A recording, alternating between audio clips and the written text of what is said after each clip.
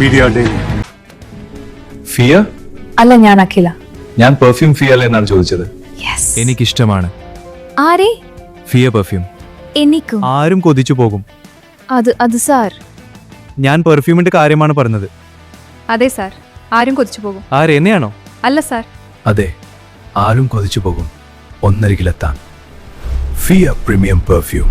മാധ്യമ സ്വാതന്ത്ര്യവും അതിപ്രസരവും അതിർവരമ്പുകൾ ലംഘിക്കപ്പെടുമ്പോൾ പ്രത്യേക ലേഖകൻ മലയാള സിനിമയിലെ പ്രിയ നടൻ സലിം കുമാറിന്റെ അന്ത്യകർമ്മ ചടങ്ങുകളുമായി ബന്ധപ്പെട്ട് കഴിഞ്ഞ ദിവസങ്ങളിൽ സോഷ്യൽ മീഡിയയിൽ ഉയർന്നു വന്ന ചർച്ചകൾ മാധ്യമങ്ങളുടെ പ്രവർത്തന ശൈലിയെക്കുറിച്ച് വീണ്ടും ഗൗരവതരമായ ചോദ്യങ്ങൾ ഉയർത്തുകയാണ്. ചടങ്ങുകൾക്കിടെ അദ്ദേഹത്തിന്റെ മകൻ നടത്തിയ പ്രതികരണത്തെ ചൊല്ലി പൊതുസമൂഹം രണ്ട് തട്ടിലാണ്. ഒരു കൂട്ടർ ആ സമയത്തുള്ള ആ മകന്റെ പ്രതികരണത്തെ വിമർശിക്കുമ്പോൾ മറ്റൊരു വിഭാഗം അതിനെ പൂർണ്ണമായും ന്യായീകരിക്കുന്നു. അമ്മയെ തല്ലിയാലും രണ്ടു പക്ഷം എന്നതുപോലെ ഈ വിഷയത്തിലും വാദപ്രതിവാദങ്ങൾ തുടരുകയാണ്.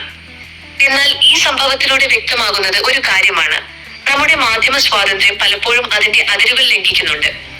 മുഖ്യധാരാ മാധ്യമങ്ങളും ആദ്യം വാർത്ത നൽകാനുള്ള മത്സരവും നിലവിൽ മുഖ്യധാരാ മാധ്യമങ്ങൾ, main stream media, social media എന്നിങ്ങനെ രണ്ടു തരം മാധ്യമങ്ങളുടെ അതിപ്രസരമാണ് നാം കാണുന്നത്.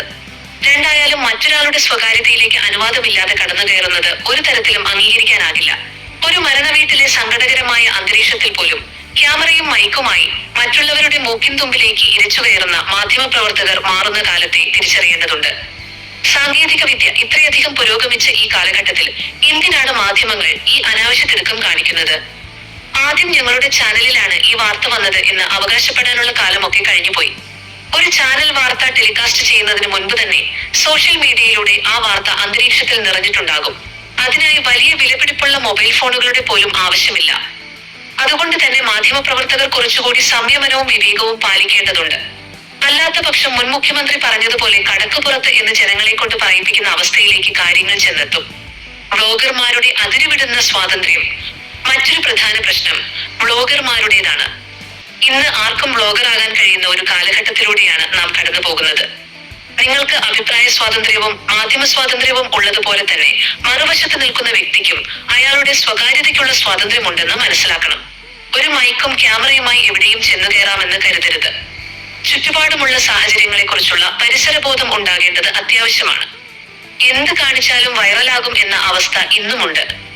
എന്നാൽ തങ്ങൾ കാട്ടിക്കൂട്ടുന്നത് ശരിയാണോ എന്ന് സ്വയം വിലയിരുത്താനുള്ള തിരിച്ചറിവ് ഓരോ വ്ളോഗർക്കും ഉണ്ടാകണം.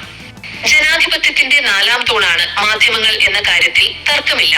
എന്നാൽ ആ പദവി നിലനിർത്തണമെങ്കിൽ മാധ്യമ സ്വാതന്ത്ര്യത്തിന് കൃത്യമായ അതിർവരമ്പുകൾ നിശ്ചയിക്കേണ്ട സമയം അതിക്രമിച്ചിരിക്കുന്നു. സ്വാതന്ത്ര്യം എന്നത് മറ്റുള്ളവരുടെ അവകാശങ്ങളെ മാനിച്ചുകൊണ്ടുള്ളതാകണം. ഇനി ഒരു തൊഴിൽ തേടി വിദേശത്തേക്ക് പോകേണ്ടതില്ല.